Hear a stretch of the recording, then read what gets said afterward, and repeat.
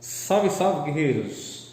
Vamos dar continuidade, tá? Agora nós vamos falar, dentro de cinemática, de um movimento muito comum, muito importante, né? Costuma-se cair muito nos vestibulares tradicionais, como também no Enem.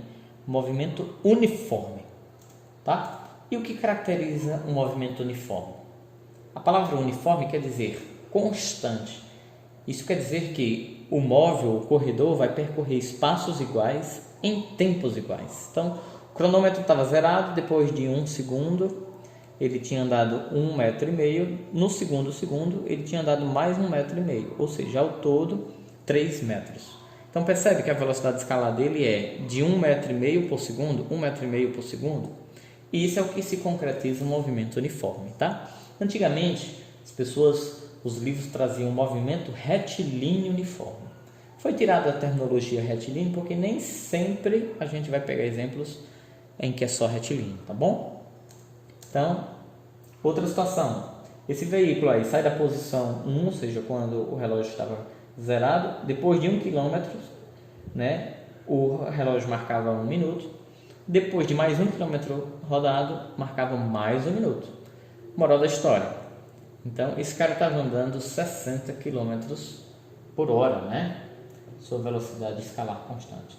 Ora, Edson, como é que eu sei disso? Olha, depois você transforma, tá? 1 minuto para hora, 1 minuto para hora, que você vai verificar essa velocidade. O que importa na ilustração é que você entenda que ele está andando espaços iguais em tempos iguais, tá bom? Então, existe uma função horária para esses deslocamentos escalares? Sim, existe, né? E aquela função horária a gente já conhece, tá? Delta S é a velocidade vezes o tempo. Se esse tempo está aqui, passa para cá dividindo, fica a velha formulazinha de velocidade, tá bom? Então, a função horária dos espaços vai surgir da seguinte maneira. A gente ainda não tinha feito essa demonstração para você, tá? Então, olha que interessante. Quem é delta S? S menos SO. Quem é delta T? T menos TO.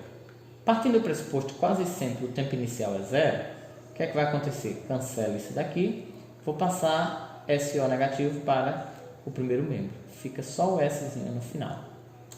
Então, surge a função horária dos espaços, aquela que a gente já tinha definido na aula anterior, tá bom? No vídeo anterior nosso. A posição final depende da posição inicial mais a velocidade vezes o tempo. Ou seja, o espaço está em função do tempo. Quem é o meu coeficiente angular? A velocidade. Quem é a minha posição inicial? É o meu coeficiente linear, tá bom? Vamos em frente. Já ouviram falar em velocidade relativa? Ora, Edson, mas na verdade, né, depois do senhor Albert Einstein, né, é preciso sempre olhar com maior cuidado em relação aos movimentos, né? Realmente agora são relativos? Sim, é verdade. Então, esse carro viajando a favor desse outro, ou seja, né, a velocidade que cada um está descrevendo aí, um em relação ao outro, se a gente fosse calcular a velocidade relativa entre ambos, seria nada mais, nada menos do que a soma de suas velocidades em módulo, tá? Porque também pode ser negativo caso a orientação da trajetória. Isso implica dizer, né, futuramente na dinâmica, por que o impacto de um carro que bate com o outro de frente é tão grande? Porque a quantidade de movimento armazenado por eles é muito grande, tá bom? A situação oposta é do mesmo jeito.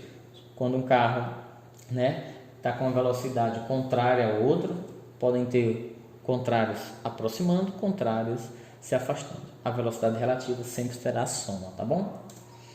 Agora, quando os dois carros avançam, né, a favor ou contrário à orientação da trajetória, aí a velocidade relativa de um em relação ao outro é a diferença das suas velocidades. Aqui acontece muito nos casos de ultrapassagem, casos de perseguição, né? Quando esse carro consegue ultrapassar esse. Olha, quando essa velocidade supera essa, né? Tá bom?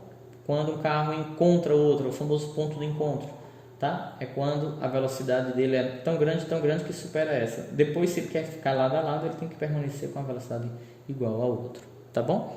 Porque com velocidade igual a outra, um menos o outro vai dar zero, então a velocidade relativa de um ao outro seria zero, isso quer dizer, um está em repouso em relação ao outro, tá bom?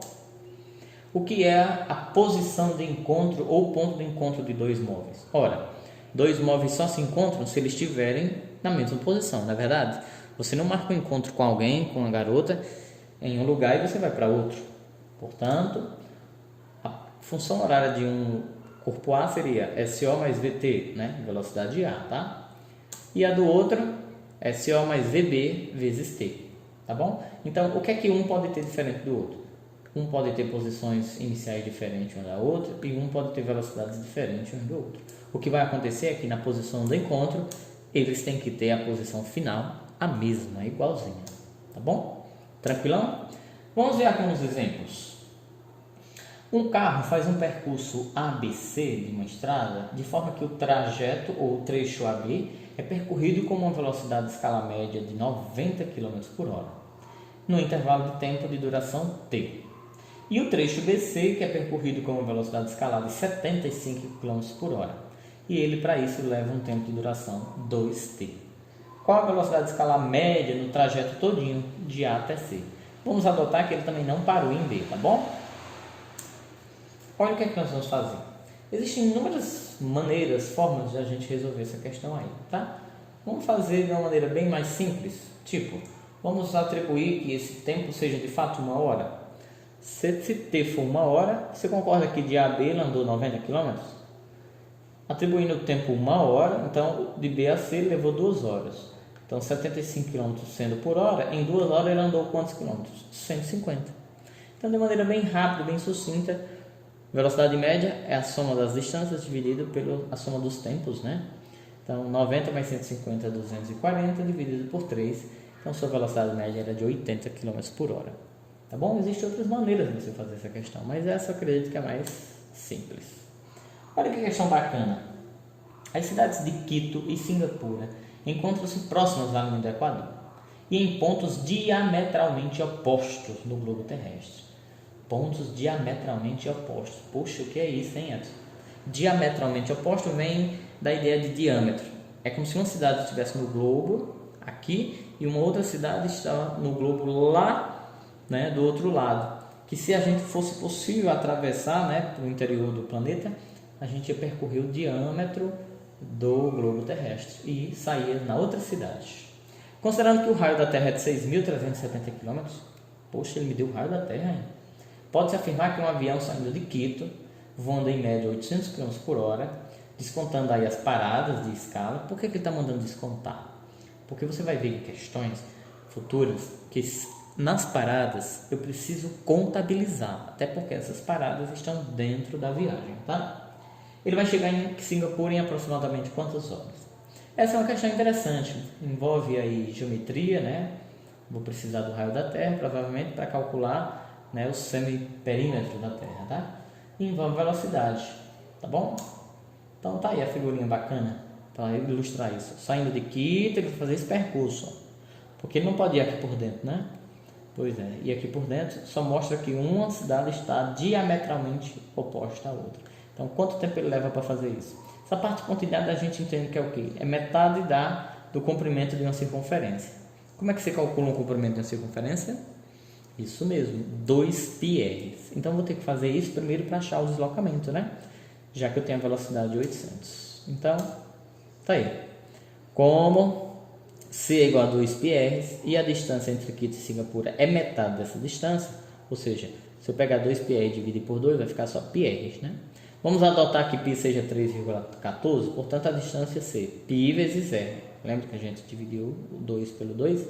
Esse valor vezes esse dá aproximadamente 20.000 km, né? Como a velocidade é de 800 km por hora, só joga na fórmula, tá? Simples, né? 800, 20.000 sobre ΔT, cruz credo. Então era aproximadamente 25 horas. É uma senhora viagem, viu? De Quito para Singapura, lá no Tigre Asiático. Tá bom? Vamos, eu acho que aqui é a nossa última, né? Uma partícula desloca-se em trajetória retilínea com a equação horária dos espaços dados por. É uma questão bacana também, tá? S igual a 2t ao cubo menos 16. Com unidades no SI. O que é que isso quer dizer? Que o espaço é dado em metros e o tempo em segundos.